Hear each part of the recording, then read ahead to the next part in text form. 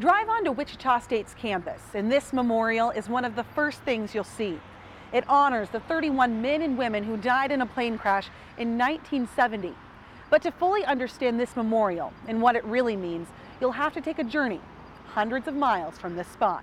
As drivers zip down I-70 outside Silver Plume, Colorado, it's easy to miss 31 names engraved in stone.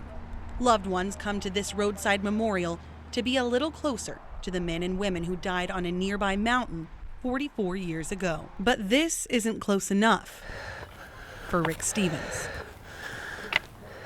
With each step up the steep terrain, decades-old memories sharpen, becoming clear. It becomes closer in focus and remembering the details of what happened. Rick, who was on Wichita State's 1970 football team, remembers the final moments of that flight. Going up into the cockpit and seeing just nothing but green out the window rather than any blue sky. And the next thing I know, I'm outside the airplane, spitting dirt out of my mouth and broken teeth. Rick has made this journey many times, but at 66 years old, says this will be his last. It gets more difficult with the passage of time. One final visit to a place where so many died.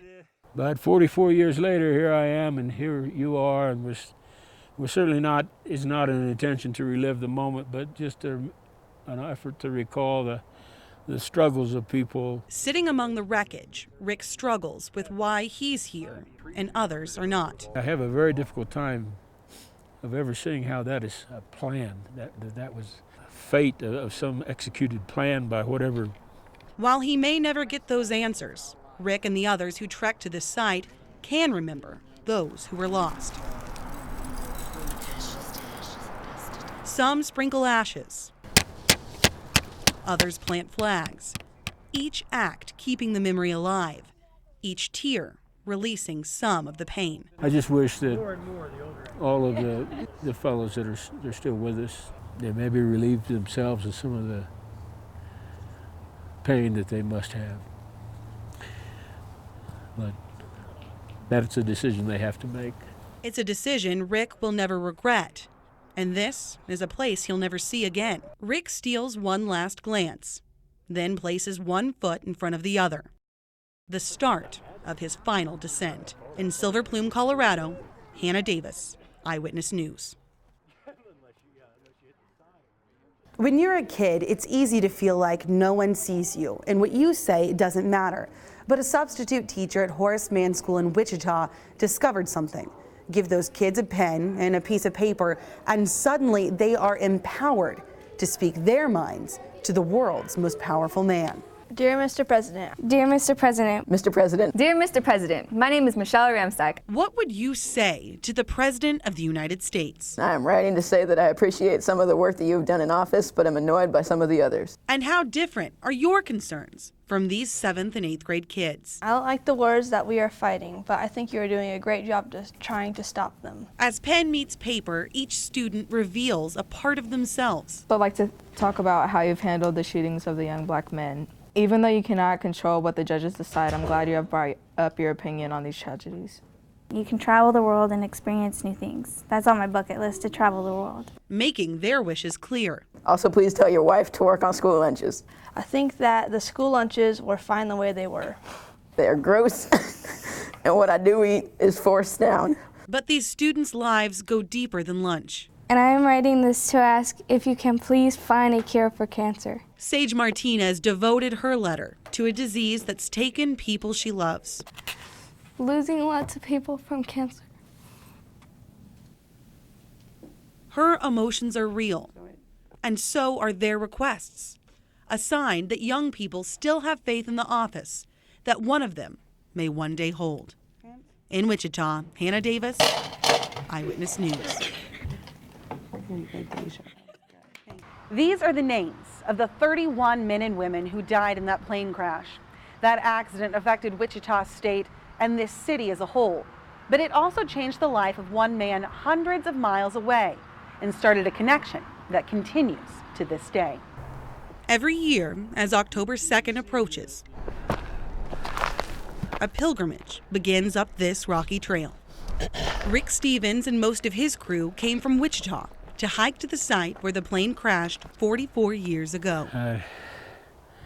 You do it while I can. Stevens, who was on that plane and among the few who survived, says with persistence, and John Putt, anyone can conquer this climb. I'm sure that my wife and her friend would not have made it up here without them. Putt is a retired paramedic firefighter born and raised in Colorado, with a lifelong connection to Wichita State.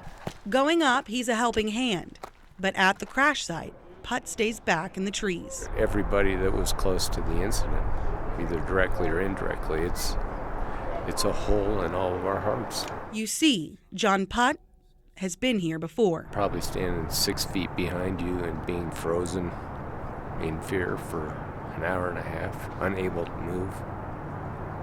And that's my memory. He was 12 years old and training with mountain rescue teams when the plane carrying half of Wichita State's football team crashed into this ground. Myself and my buddies were going to prove ourselves to be great mountain rescuers. It was our first mountain rescue mission ever. We have experiences in our life we'd rather set aside, and nothing as significant as his.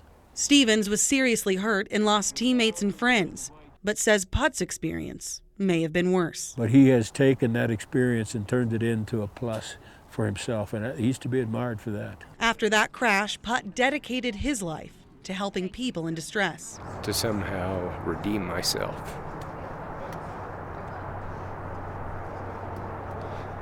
from that day.